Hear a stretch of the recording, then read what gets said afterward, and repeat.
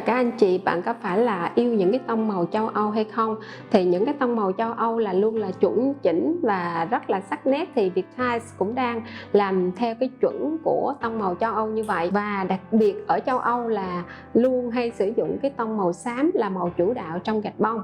Thì những cái video lần trước là tôi có giới thiệu cho các anh chị là những cái tông màu mà gạch bông 3D và dựa trên cái rất là nhiều màu sắc, khi là những cái tông màu là từ 10 màu trở lên. Nhưng mà đây là những cái sự tham khảo, còn nếu các anh chị muốn tông màu xám không thì chúng tôi cũng có thể đổ mẫu gạch bông 3D trên cái nền trơn là vừa có hoa văn chìm ở bên trong, đồng thời cũng có những cái vân và có những cái thiết kế là chỉ có một tông màu xám. Thì với 4.000 mẫu hiện có thì các anh chị có thể chọn một gạch 3D hoặc là đá mài, hoặc là gạch bông trơn, hoặc là bông hoa văn. Có rất là nhiều thiết kế hiện tại, và với những cái tông màu như vậy các anh chị có thể thay đổi màu sắc yêu thích của mình và không đụng hàng. Thì với những cái bạn mà yêu thích cái sự đơn giản tối giản nhất, hoặc là yêu thích châu Âu, thì chúng tôi có những cái mẫu như vậy, và những cái mẫu hiện đại sang trọng hoặc là cổ điển, bán cổ điển. Với cái mẫu gạch bông này các anh chị có thể là lát nền hoặc là ốp tường. Về cái thi công thì giống như những cái mẫu gạch thông thường thôi. Chúng tôi sẽ có những cái hướng dẫn video riêng để gửi cho các anh chị khi các anh chị muốn tìm hiểu về cái thi công, để cho thuận tiện cho những cái người thợ để làm sao nhanh nhất và đúng yêu cầu kỹ thuật nhất. Và ngoài ra là những cái mẫu gạch bông như thế này thì các anh chị cũng có thể thiết chế là từ tông màu xám hoặc trắng, hoặc là xám phối chung với những màu khác, mà theo cái banh tông màu hiện có là hơn 120 màu sắc hiện có tại Vietize. Và với những cái thiết kế là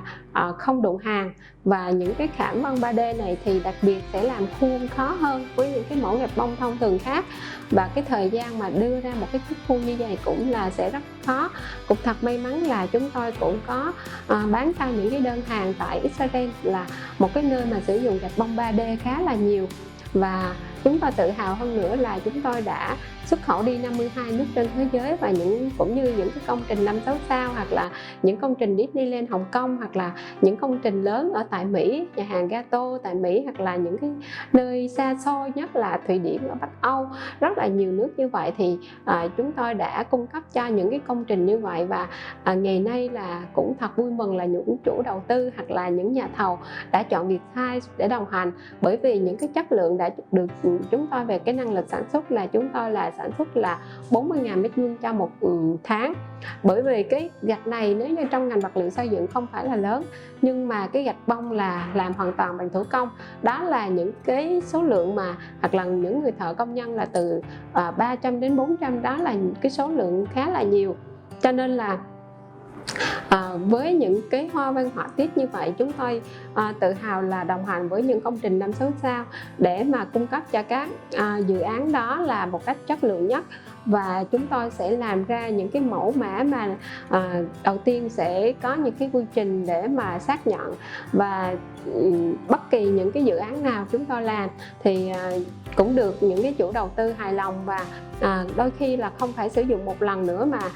sử dụng cho những cái lần tiếp theo, những công trình tiếp theo ở những nơi khác. Thì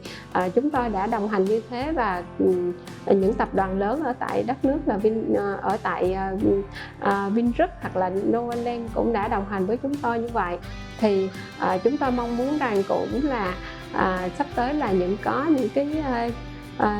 chủ nhà ở trong chung cư mà muốn thiết kế cho mình một cái tấm thảm mà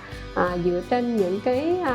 hình học về gạch bông, thì chúng tôi cũng có thể là mong muốn là các anh chị có một cái không gian sống riêng biệt của mình và không đụng hàng. Đó là cái sứ mệnh của chúng tôi, làm đẹp cho đời. Cảm ơn các anh chị đã lắng nghe, và mong chúc các anh chị có nhiều sức khỏe. Xin chào và hẹn gặp lại các anh chị.